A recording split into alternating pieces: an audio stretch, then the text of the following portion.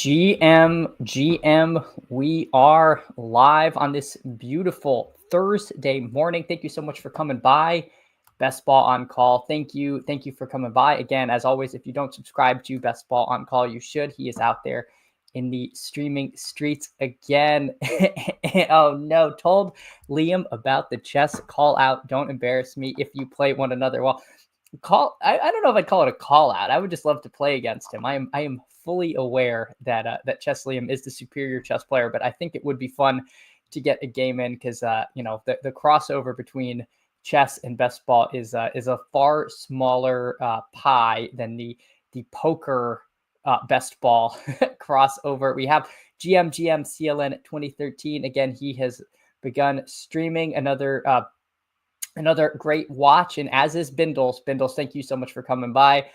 You are out there, and I've always been jealous of your vaporwave aesthetic that you're able to pull off. That is one of my favorite genres to just like chill and have in the background and the style. So I love what you have put together over there, not just from a content standpoint, but from an aesthetic standpoint. I will play the loser. All right. Well, get ready to play me if this comes together. So I'm going to try to hop into something. I was just checking. The sprints are nowhere near filling. I don't really do weekly winners. We can see where we're at with a 30-second BBM. So I'm going to hop into this one and see if we can't get this off the ground. If not, I'm going to hop out and waiting for one. All right. So I'll wait for this to fill. If you want to join, there is one spot. Let me just send out a quick message waiting for one on a 30-second BBM. All right. I realized I didn't even tweet out that I was going live here, so we'll see. We'll see if that we'll see if that makes any kind of difference. If anyone wants to watch. All right, so we are in it. It looks like I got the Influencer 101. So this is exciting stuff. This is exciting stuff. I have not had the 101 in a little bit of time. I am excited to get this. I didn't think we were going to be able to run a BBM this morning because the 30 seconds have been a little slower to fill. So I'm excited to get this one in. Foxy Style 71. I know I've drafted with them before. And XWall, it looks like you got in. So hopefully you were the 12th. So excited to draft with you. Yep, I took it last spot. Awesome. So Davis is going live at 9:30, so I will probably just run this one, and then I will tune into that. And as always, I recommend you all do the same. So excited to be out here in the BBM streets in the morning. I'll just rip off Jamar Chase. Won't do anything too fancy. I do think that the morning time, you definitely get different drafts than you do if you draft in, say, Friday or Saturday evening. You definitely don't get the the drunk crowd. At least I hope not. So it's, you do end up building a little different. There's pros and cons to different draft times. So I like to vary when I am drafting teams. I don't know that one is strictly better than the other. Obviously, drafting with people who, aren't building good structure and don't know what they're doing is a net benefit, but you do, I feel like, run the risk of getting sniped a little more. So again, it kind of varies. People are more likely to stay in their lane in some of these earlier drafts where people are, a little more in tune with the current meta versus just taking guys they like. Again, you're just going to build different teams with different structures, get different players at different positions on the board. So I do think that kind of natural variety you get from drafting at different times of the day makes sense. CD Lamb to our friend Ant X Wall. So I am glad because I didn't know if it was Wall or WAII because it's lowercase in the chat, but Underdog capitalizes everybody's name, so it has given you up, Ant X Wall. I guess I could have just copied and pasted your name, but I kind of enjoyed the mystery. In my view, though, there is a little bit of a dip after the first 6 picks, although this time we see Gene T going at 5. I feel like after 6, there's a little bit of a natural tier break, and then maybe another natural tier break around 12 or 13. So I do think there's a pretty big difference between starting on the left and the right, although in the second round, I don't really enjoy the middle of the board that much. This like 30 to 32 range can be not my favorite point to draft in. Again, I've mentioned this before, but if you take Puka, the natural wraparound in 3 is very often, I guess it'd be coming from this way, Kyron or Adams. And so you got to decide if you want to double stack, or that's where Allen and Lamar go. So you can kind of end up at a point where you feel like you have to reach if you don't get any kind of falling value. GM Nerds Skeletor, welcome. See, that's my pet theory, actually, and thank you for bringing that up. On the Stefan Diggs boat that we've all seen, or the yacht, if you will, that he was holding some kind of pink bag. Now, I don't really know what's going on. To me, they looked like nerds. I thought that, the reason that he had all of his friends with him was that he had candy. And that made sense to me. And it turns out it might be something more nefarious. Who am I to judge? In my view, he had a bag of pink nerds. They're delicious. But I guess maybe they're going to investigate and find out. But I like the idea of a benign explanation to the because who doesn't want someone passing out candy? So here we see CMC at the 12. He gets pulled into the first round quite a bit, but being that we don't even have BTJ off the board, that makes sense. We'll see if he does the CMC BTJ. It's drugs. Pink cocaine is pretty popular in Miami, no denying. I am pretty sure it is a designer drug that kids call it. This is such beyond anything I have any knowledge of. So I'm gonna stick with nerds. This is a family show. We don't know anything about that. We've got Brock Bowers going at 14 to the Collins drafter. I feel like you get a lot of Bowers neighbors with that natural week 17 correlation that you can get there, but we don't get that here. I do like Houston's playoff schedule quite a bit, and I also like the Raiders. I feel like they have a kind of a sneaky, interesting schedule. I like that last week 17 game against the Giants. I think that potentially could have underrated their under the radar shootout possibility. Coming back around, AJ Brown going to the neighbors drafter, a little NFC East correlation there. And finally, Drake London at 17. Drake London, one of my comfy clicks in the second round. I have clicked him over AJ Brown at a rate I think is potentially not good, because they are, pretty similar in tier. We have a little more certainty. We know AJ Brown's quarterback is elite, whereas we have a 3-game sample of Penix being elite. That said, I am making a pretty good bet on Penix this year and that Falcons offense being better. So certainly in on London, but probably want to catch up a little bit on AJ Brown. Our friend Ant X Wall takes Devon Achane. Makes sense for him there. Dolphins, look to be hopefully a little resurgent. Some good stuff coming from Tyreek Hill, saying that he kind of, was in the heat of the moment and is interested in staying and playing with the Dolphins. And, wide receivers are notoriously, can kind of shoot from the hip. So if Hill's invested in the team and Tua stays healthy, I certainly think the Dolphins could be better, and that would be a massive net benefit for Achane.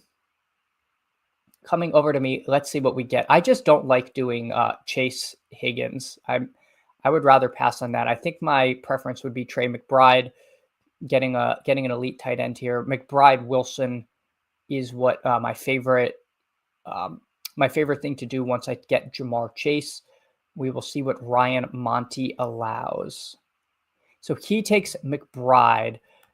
I do like the week 17. I don't want to overly week 17 correlate. Like, I don't want all of my Jamar Chase shares to have one of Harrison or McBride. I feel like that does run the risk of, tying 2 players together that are only correlated for 1 week of the season. That said, this is early enough in drafting BBM to where I do still want that. And I think I'm going to take Garrett Wilson here over Tyreek. I do like both of them. I know I have this build before. I just don't know that I have it in BBM. I know I have this 3 starting in puppies.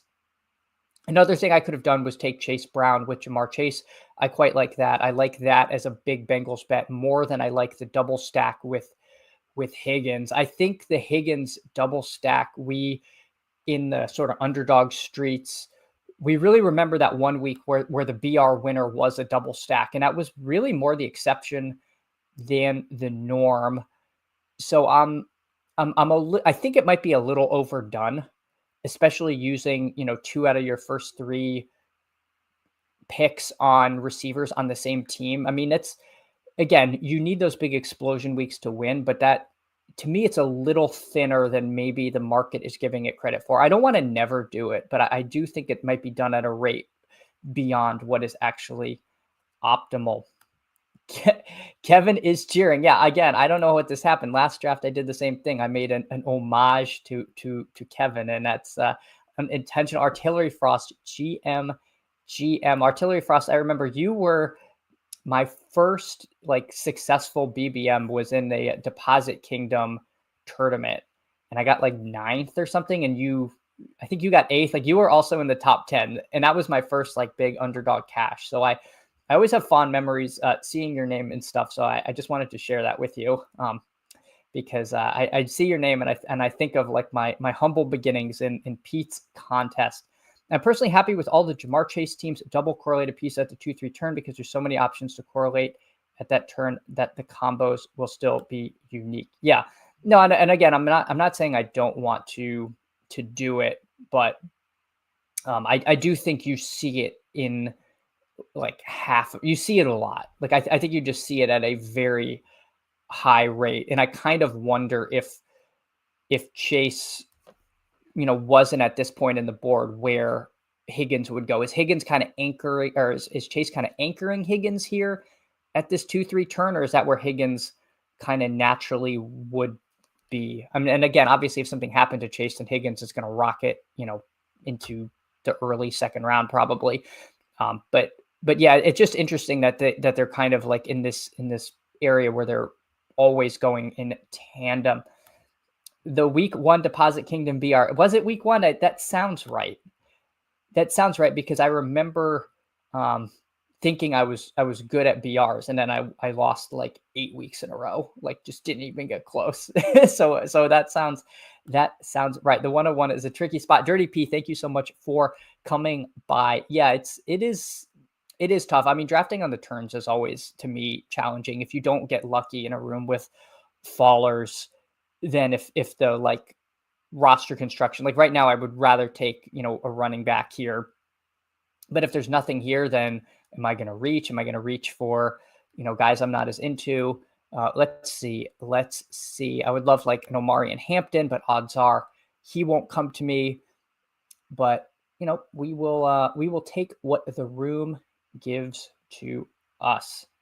Higgins point makes sense. Thank you, Artillery Frost. If I'm making sense to Artillery Frost, then I am not talking complete nonsense. But I was in the ship chasing Discord, dying on the I think Travis Hunter is overpriced hill. We can get to that after these picks. Yeah, I would love Omari in Hampton, and I don't get him. That is what happens here. So do I take, like, I really like George Kittle. I think he's, I want pieces of the San Francisco offense. I think he's the last truly elite tight end. I could potentially take Jalen Hurts and be, done at that quarterback position, but I don't get any kind of stack. I'll take him. And then I think I just prefer, Mixon to RJ Harvey. Again, I am high on the Texans this season. I think some of Mixon's decline in production was due to injuries mid-season. So again, didn't really have to reach on either of them. But again, if I'd gotten a falling Hampton, I think this feels a little better and a little less of just kind of like a normal draft. Artillery Frost, creator of the chaperone theory. I know we need some kind of best ball royalties because Artillery Frost would be like best ball retired, because he created a term that has just spread so far and wide and is just so perfect. And now he's he's known in the annals of best ball history, but that's about it. And it's a shame. I saw the Hunter discussion. The reason I took so much Hunter in the big board was I don't want to take him where he's going now. 100%. 100%. I wish, I don't, and I think that's the point. Like, we were getting Hunter. Where did he settle in the like 60s, 50s? I think at the end of the big board, and now he's at, where did he go here? 42. That's just so high, and I don't even know that he got like the world's greatest landing spot. Like, there's so much target competition with BTJ being there. We all want T-Law to be able to support 2 elite receivers, but we haven't seen it. Like, I know we like the Liam Cohen thing, but also, like, they're going to run the ball quite a bit. I just think we got out over our skis, and we're kind of like triple counting at this point. Like, he got a huge bump because he's probably going to play more receiver than corner. Then he got another huge bump because he went to a team we sort of like. So I don't know. I just think I think he should be going about 10 or so picks later. I just have a real problem picking him over like a Jalen Waddle that we know is the number 2, attached to a decent enough quarterback if he's healthy. Like, I don't know, like Pickens in Dallas. Like, we like Dak. We think that offense might be better. They play in good weather, and he's going 12 picks later. Like, I have trouble with the price. I have a lot of trouble with the price. And I'm not saying he's like a horrible click. I probably should have some of him, but to me, we just got in over our head or over our skis. All right. Let's see. My best ball retired. God bless. I know you deserve it. You should be on a best ball beach somewhere. 70s or 60s for Hunter. I think he ended up with 27 Hunter with the average ADP of 80s. Yeah. So y'all are right. Like, yeah, 70s, 60s for Hunters makes sense. Hunter was a smash in the big board. Like, that's where we should have been taking him. 66 in the little board too. Yeah. So why is he 20 spots up why is he 24 spots up from that? Like, what? Like, I just don't know what changed. Like, were we afraid he was going to get drafted by a team that said, no, he's our starting corner? Like, by the time the draft hit, we knew that wasn't the case, but now we're rocketing him up. So I think it's just gotten a little too steamy. So let's see what is coming to us. Again, not my favorite range here. Judy goes. That's a little unfortunate because I would have liked Jerry Judy there, especially because it sounds like it could be Flacco at the start of the year, and I think that would be very good for him. I'm going to take probably Caleb Pearsall, not stray too far from ADP. I'm going to take Caleb over Judkins. I'm kind of varying who I take in this spot. I think there's probably a little more certainty for Caleb than there is for Judkins, where they drafted another back and they already have, they have Ford. With Caleb, it's him and Warren. We know it's going to be a split. We're willing to take that risk. It doesn't seem like they want to make Warren any kind of workhorse. So, could he just be Najee? Yeah, and I think we'd all be fine with that. But he potentially could be even more. Just seems like the style of runner that they want in Pittsburgh. So I'll take that bet. Arthur Smith, offense running back, no problem taking him there. And they should be a little more competitive than the Browns, who could potentially be playing some games from behind and be a little more unsettled. As far as Pearsall, really just kind of varying who I take at wide receiver there. I think I actually, like, in a vacuum, prefer Mooney to Pearsall. I think Mooney might just be better. But being that I already have Kittle, getting a little bit of more of a bet on the Niners, I don't mind doing that. But again, if I'm at the turn, reaching for the guy I prefer would have been fine. I know Mooney's not the most trendy pick in the best ball universe, but I think he's going to be in a pretty good offense with a really nice role there. All right, Hunter was a big board gamble. Looked like he was destined for Cleveland. Where are we drafting him as a Brown? That's a good question. Well, I mean, at worst, we have Judy at 71, so we know he'd be higher than that. because he's significantly better. I don't know. I think we're probably taking him in the late 40s instead of the early 40s. I think we're willing to bet on the talent there, but that's an interesting question that you ask. Hunter's been the most polarizing player, a soft fade for me. Yeah, I need to turn my hard fade into a soft fade. I don't want to start the season with no Travis Hunter. He's too early of a pick to just have stone zero of, but I do think that we're a little over our skis. Maybe higher than he's going would be the number one. So Skeletor thinks he'd be higher in Cleveland. That's an interesting point. Yeah, don't know if the QB situation would outweigh the having Judy to compete with versus versus a good running game and BTJ. I think the Jags are the best landing spot in the top 5 picks, and he got better draft capital than he had just gone at 5. Waddle is his own discussion. Yeah, I should save Waddle discussion for another day. We're going to be doing this all summer, so we can't burn all the good topics. Let's table Waddle. Let's see if he can make it through like OTAs and just like beach season healthy, because you could see him just like getting out of his car in a Key Biscayne and like spraining his ankle. The difference is Jags versus Browns. Yeah, that is fair. That is certainly fair. Well, 66 is someone anchored to his big board opening line, and we thought he was going to the Browns. I think if the big board had gone on to infinite, the info is going to Browns. He probably settles around 50. Okay, yeah, that's kind of what my thought was if he was over there. And now the run out is better than the Browns. I mean, we're taking Neighbors at the 2-3 turn, and there were no QB concerns there. I'm thinking back on last year. Yeah, that's true. In my mind, Neighbors was a better prospect than I don't know. He's just so hard to weigh because it's like the playing two ways things makes it so kind of wonky to judge. I'd have to think about that, but let's see what we've got. Purdy at 108, so we can try to push Purdy. Don't see any reason to take Nix. Don't see any reason to take Caleb. This could be a Justin Fields team. Any team is a Scatabo team if you believe. Jordan Mason makes a certain amount of sense. I think I'm going to take Scatabo. He's at ADP. I'd kind of like a third running back on this team, where I did open with 3 wide receivers. Now the question is do I take Justin Fields or do I take another receiver? I think because I missed out on Murray, and if I somehow don't get Purdy, I am really going to be frozen out at QB, and I'm going to be backstacking that. I'm going to take Fields here and hopefully get Purdy plus a receiver with my next pick. So that's how we're going to build the team to start. All right. I think Liam Cohen is moving the needle for Hunter more than anything else. Yeah. I mean, certainly that, and I guess not being a Brown is just a big win.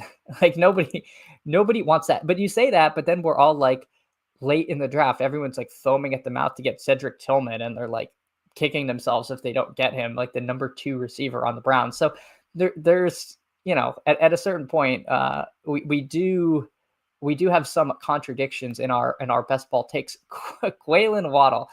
Oh no, yeah, no. Let's talk about Waddle. We'll talk about Waddle another day.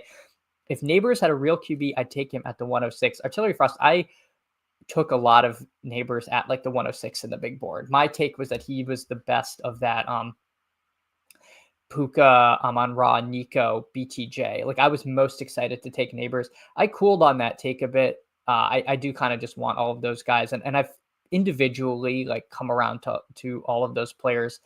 But I mean, we saw Neighbors was such a smash last year, and he missed 2 games with a concussion, and he still put up just gaudy full season numbers. So I am in on him, and he was able to produce with Drew Lock. I think he's about as QB proof as we get. So you're soft fading him. I get that. I mean, that range is so elite, but for me in the first round, at least, I'm just in post draft stuff. I'm just taking everyone like as they come at ADP to try to not end up like super over or underweight on the early picks, where I think the market is just at its most efficient. GM Hartman, thank you so much for stopping by. Hartman's out there in the streaming streets, so if you don't subscribe to Hartman, I think you should. Artillery Frost, you're willing to assume some of the risks of mass extinction by fading neighbors. Skeletor, thank you for the callback. Yes, there were some discussion a few streams ago about extinction level events. Do you want to be the trilobite on the ocean floor when CMC buries you? For the people that have 0 CMC, we could ask a similar question here, and Artillery Frost says yes, he is not afraid if there's mass extinction. Oh boy, yeah, we're saying basically if CMC just has those like 40-point weeks in the playoffs and you full faded him, it's just rip. I was taking neighbors earlier when it looked like the Giants were going to trade up for Ward. Yeah, that would have been nice. I think all of us were hoping for that. Although I think maybe I'm a little higher on Jackson Dart than some, and I do think Russ can be competent. Winston is not afraid to just chuck the ball around. So I don't know. I think he might just have 3 like bad quarterbacks, but that are willing to just like sling it. I don't know. I don't think it's like as horrendous as it could be. Like the Cleveland situation makes me a little more worried than that. If Winston starts at all, fading neighbors will lead to mass extinction. Yeah. On DFS those weeks, there will be no price too high for taking neighbors. My biggest fear is Winston starting in the playoffs. Yeah. I am up. And did we get? No, we didn't. We did not get our QB. That is unfortunate. Maybe we take, I'll queue up a Kyle Williams, although Drake May went, which is unfortunate. Could take Tootin. I don't really see a reason to take Dak on this team. Can't really backstack him. I guess I'm going to just take take what I perceive as the best wide receiver available there.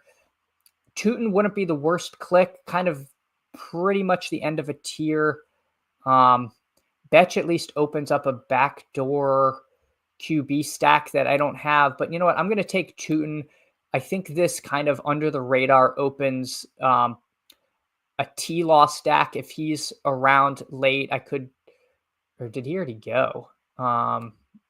No, T-Law is still there. So like T-Law, Diami, I know it's getting gross, but we missed on our main stacks. We missed on Kyler, we missed on Purdy, and Drake May went, so we couldn't build the just add water Kyle Williams Drake May stack. So we're in a little bit of a bind, but that's okay because we're just gonna have to draft like we're right, like we got Justin Fields. So Brock Purdy went all the way over here to the Ayuk drafter who already had Josh Allen. Thanks, KY 1989. You couldn't have waited for, JJ McCarthy because you have Addison and Hawkinson. No, you had to take Brock Purdy from your humble, hard-working morning streamer. That's okay, KY. We shall overcome. So let's see what's going on here. Dak is awkwardly backstackable depending on your opinion of Jake Ferguson. I love Dak this year. I was tempted to do that. I'm a little out on Jake Ferguson, which is the issue. I don't know. I just have this nagging suspicion that it's like, I know they were trying stuff late in the season, but they weren't getting like, it was Schoonmaker. And then there's another tight end whose name is escaping me on Dallas that was like weirdly getting a lot of routes. Let me see. Was it Span Ford? Was that who it was? Like there was somebody running routes ahead of Ferguson late in the season. And it was hard to read into, like, was that because the team was toast and they were trying stuff, or like, are they trying to move on? I don't know. I don't know why I'm like really sketched out by Fergie this year. No one can backstack like Chad, I believe. I don't know if that's true, but we certainly can tell ourselves some stories about, about Restrepo and Ward if we have to. GM, this is fine. Thank you so much for coming by. Diami is a good click right now. Yeah, I think he's going to be out there. We've seen the third receiver not be a complete zero. Like I think Parker Washington had some like serviceable games last year, and I think Brown it certainly to me is an upgrade over that, and we think the offense is going to be better. So hopefully there's enough meat on the bone if we really do have to do some kind of weird backstack. arrived to candles, candle, maybe not a GM. No, it is a GM. It is a GM. We've got Justin Fields. So, we're just going to count on that stack being a thing. GM Al Boogie, thank you for coming by. Peyton Hendershot, was that who the other tight end was over there? Yeah, I don't know. It just seemed a little odd. I thought that, when Fergie was healthy, he was going to be featured, and they were splitting that tight end room up a bit. Again, who knows how much to read into that or not. Backdoor chat. Am I hearing this right? Well, Al Boogie, you missed out on our Brock Purdy double not getting to us, like not even close. The 12 hole, we're here at the one hole. The 12 hole took him. Going over the team, we got Fields at QB, Mixon, Caleb, Scatabo, and Tootin at running back. So we got 3 rookies, and then Chaperone. I guess that's another 5 cents to Artillery Frost. Wide receiver room of Jamar Chase, MHJ, Garrett Wilson, Ricky Pearsall, Kyle Williams, and then George Kittle at tight end. So again, the plan was to take Purdy, but Purdy did not make it to us. So we've got T-Law and Stroud, both of whom are connected to running backs we have. If Stroud came to us, I could potentially take Stroud. So there goes T-Law. That's out. I could take Stroud and then maybe like Jalen Knoll. That's kind of like a gross back stack we could do. McCarthy naked can get stacked with like Ty Felton and Jalen Naylor. That's bad. So there goes Stroud. There goes Stroud. So we are, it is getting dark and it is getting late here. Are we really going to do Penix Pitts? Is this a Penix Pitts team? I hate it so much, but I almost feel like I got to do it. Otherwise, I'm just I'm going to do it. This is not my favorite back stack. I really don't like Kyle Pitts this year, but I really don't want to be completely frozen out, and I don't want to take like Cam Moore and Matt Early, who is another back stack option. I like Pitts. I think the Falcons are going to be quite a bit. Excuse me. I like Penix. I think the Falcons are going to be quite a bit better. But the coach speak on Pitts is like, we hope he runs fast. Like maybe he should learn football. It is brutal. Let's see. Having chaperone tied to my name is extra funny because I made it a word to describe players taking unpalatable. Yeah, now you're stuck with it. You are like forever tied to this concept of player that you're out on drafting. Noel not getting good camp news. Okay, I had not heard that. But I went through Coach Speak Index. Definitely worth the sub to Coach Speak Index. Really puts together so much good info. And I didn't go through it yesterday, so I have not heard anything on Noel, but that's disappointing because I don't take a lot of Kirk, and so maybe I should. Kirk I heard was getting some good buzz, so maybe he's a guy in that like 120, 130 range to consider a little harder. Yes, yeah, that's where I went. Artillery Frost. It's pretty good, no one has to have a chaperone, but sometimes you need one when you don't trust the kiddos. Take AR. He completed 2 passes back to back yesterday. Yes, but did he take himself off the field after for a breather? Let me know. As long as he stayed in, then maybe I'll be a little more in on him. But I'm afraid he probably needed to take a break. My favorite lake stack is Pierce and A-Rich. I like Pierce a lot. I think he's just like way undervalued in this format, and it's just because we, as best ball slappies, have two really slappy picks we like. People love thinking that AD Mitchell is a thing and he's good. And the only thing people love more than AD Mitchell is Josh Downs. I don't know why. Best ball people love Josh Downs. And so they hate Pittman and they hate Alec Pierce because they're not those two. Pitt's already dealing with a foot injury. It's Jover. Oh, God. Well, that's unfortunate because there's really not another like late Falcon that I think is draftable. Let me see, because I know there's Raymay McLeod. Did they take who do we got? Who do we got here? Falcons. Raymay McLeod and Kadero Hodge. Someone named Chris Blair. It is so over. Yeah, we're just gonna have to hope that Kyle Pitts Pitts gets it together. I love all the Colts receivers at cost. Yeah, Artillery Frost. I think that's right. I think at least one of them could be good. I mean, Pittman is my favorite out of that. I think he's like very undervalued for pretty much 1,000-yard receiver, but just no one likes taking him. So you can get him at pick 100. That sounds good. But yeah, Downs is a good player. Definitely more exciting than Pittman. Pittman's back injury is really behind him, though. I am in on that. So let's see if we do get our friend Alec Pierce there. I probably do want to take one more quarterback, see if we can't backstack it. Now taking Kyle Williams over Betch is a little unfortunate because it looks like Geno might come to us. I don't really know if I want to do another Geno. I say another Geno Trey Tucker or Geno Thornton team. That's like super bailout stack you can make. Stafford 2-2, not the worst choice. And maybe it is going to be just, you know what? Maybe we'll do Pierce A-Rich. Artillery Frost, this one's for you. Obviously, we could be drafting a 0 if it's the Daniel Jones show. Let me just click what Underdog says. Ready to compete with Jones. Well, I sure as heck hope so, buddy, because you need to, you're not going to eat if you don't. So I'm going to take Pierce and A-Rich here. Shoot for a little upside. Could be taking a 0, but also could be getting a pretty high flyer at quarterback late in the draft. So this, to me, I do like taking A-Rich because if we knew he was a starter, he's going like 50 picks earlier, but because he's in this camp battle. And again, if he can't beat Daniel Jones, then he was going to stink anyway. So we will see. Kind of like doubling Pierce and Mitchell. Yeah, I could see that. Mitchell is certainly now in the cards for potentially being a last wide receiver on this team. It's just Algier. Yeah, I liked Algier. Algier went. I would have taken Algier, but I saw him go a few picks before I was up. Get Nick Nash. I was half convinced Nick Nash was actually a wrestler from the WWE era.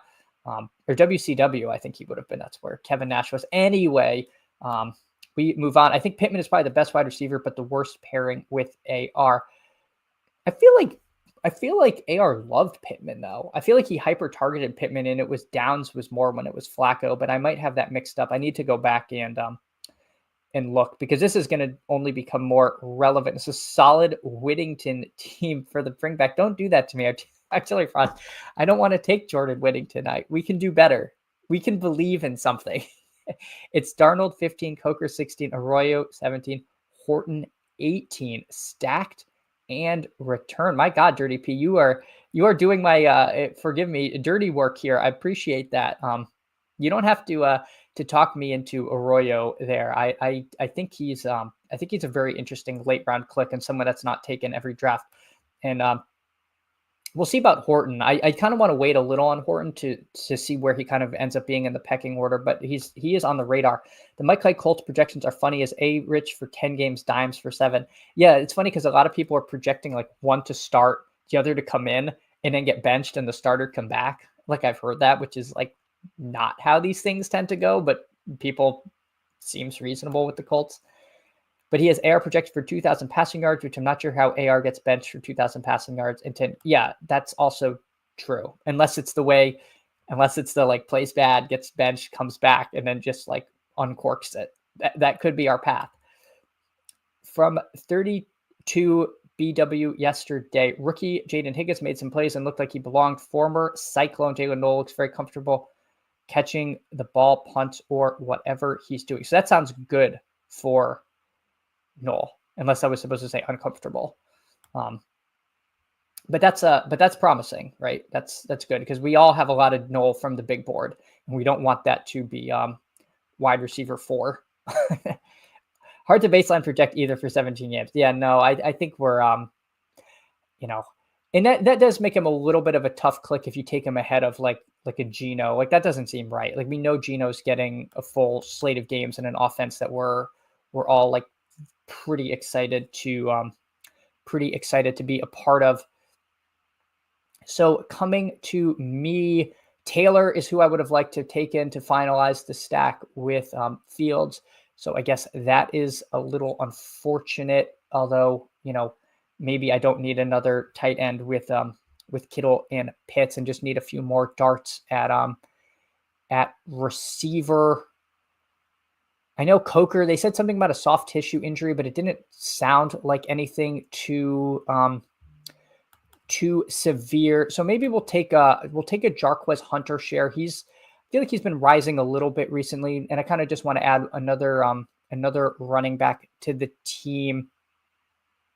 Do we want to do AD Mitchell or Coker here? I can't remember. My week 17 brain is letting me down. I guess we'll take Hunter and Coker here. I think that's fine. I know I have a couple receivers on bye, but that's not too big a deal. So let's take Coker here. And he really might end up being more involved than we think. I know it's a little bit murky there. They have a lot of receivers in Carolina, but he was quite productive and was earning a lot of targets there. So I don't think he's just going to go to zero. And so we're going to have one more pick left. And I think it would probably just be a running back du jour, whoever our favorite late round running back click is, unless there's some like reason for another tight end, which again, I think when you take Kittle and Pitts, you can kind of end there. Fanspeak Network. Hey neighbor, let's get this man to 100 subs this week. Meg, thank you. And good reminder. Yes, last I checked at 95 subs. So I'm really trying to get to 100 would mean a lot to me. So if you haven't subbed, please like and subscribe to the video. That definitely helps get us out there. And if you don't subscribe to Fanspeak Network, you should. They're doing awesome stuff. They are in the content streets most nights of the week. I can't remember if you stream on weekends, but I know it's at least 5 nights a week with multiple shows. Great stuff. Meg and her brother Steve know ball. They're fun. So I absolutely cannot recommend them any more highly. Fanspeak Network is such a good follow. Zach Moss is healthy and participating in OTAs. This is fine. Do not bring that energy here. I do not want to hear about Zach Moss. This is a Taj Brooks show. We do not believe Zach Moss is healthy. He should retire. He should be getting massages, anything that makes his neck feel good, but should not be playing football. Yes, no, Meg, thank you for coming by. Feels like a free handcuff. Is it though? Is it? I don't know. I maybe he's a guy I'm going to wait on a little bit. Because I don't know, even if we knew he was the backup, like where is he going? Because him and Taj aren't drafted. So it's not like we're projecting one to be the guy. So I just don't know how much the market's valuing that role. So I almost feel like he's a guy you can wait on. And where's he going to end up in the 16th, 17th, 18th round? Like I don't think you're foregoing too much by kind of keeping some dry powder on that. I don't know. Erroneous. I think Taj Brooks and Moss are both fine 18th round picks. Yeah, I think they are. To me, Taj Brooks a little more so than Moss, because if the health concerns makes me feel like Moss it's a little more likely to be a zero. I don't know. Maybe that's wrong. And there are people that we can sprinkle. But again, I think in BBM, that's going to be open pretty much to the start of the season. I might just take different late round flyers, because I just don't know how much they're going to truly rise up in a when they get the job. Although maybe they should be something like where Algier goes, right? Like maybe they should be in that 13th, 14th round. And if that's where the market puts them, then taking flyers on them now definitely would make sense. Not my favorite tough room. And XY, I actually meant to go through your team as we went. I apologize for not. I'll go over it when this is done. So Ryan Monty doesn't want me to have any fun and denies me AD Mitchell. That's okay. I was going to take Ja'Cory Krosky Merritt anyway. Steve over on the Fanspeak Network, first of all, knows ball. Second is a big Commanders fan. Was putting some air in Krosky Merritt's tires yesterday. So I'm gonna take that on board. I've shared the same concerns that the Commanders were not as in on B-Rob at the end of the season. McNichol was taking carries from him. Eckler, might be running out of gas. I know he was concussed at the end of the year and looked decent before then, but kind of an exciting prospect, apparently making some noise in the early camp. So I'll take a flyer on Krosky Merritt. and see, maybe he's someone we hear a little bit of a drumbeat as the weeks go on. So I will go over my team. We've got a 3-5-7-2 build with Fields at unstacked, Penix and A-Rich at quarterback. So kind of not my favorite QB room, although, again, Justin Fields is going to be doing a lot of heavy lifting. Mixon, Caleb, Scatabo, Tootin, Jarquez Hunter, and Krosky Merritt at running back. Wide receiver room of Jamar Chase, MHJ, Garrett Wilson, Ricky Pearsall, and then Kyle Williams, Alec Pierce, and Jalen Coker. So again, leaning heavily on the, going three receivers early and then taking a few, kind of younger upside darts later.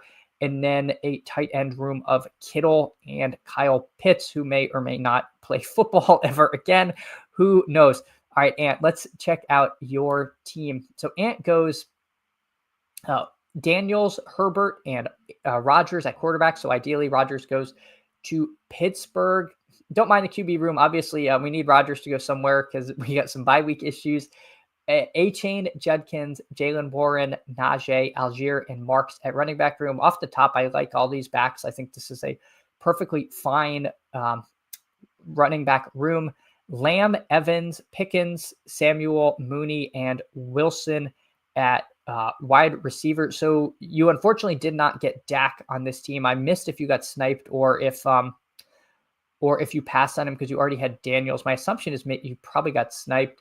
And then Kraft and Likely and Oronde Gadsden. So for the bailout Herbert stack, we take Gadsden, and that's fine. That's the guy who's mostly undrafted, and who knows?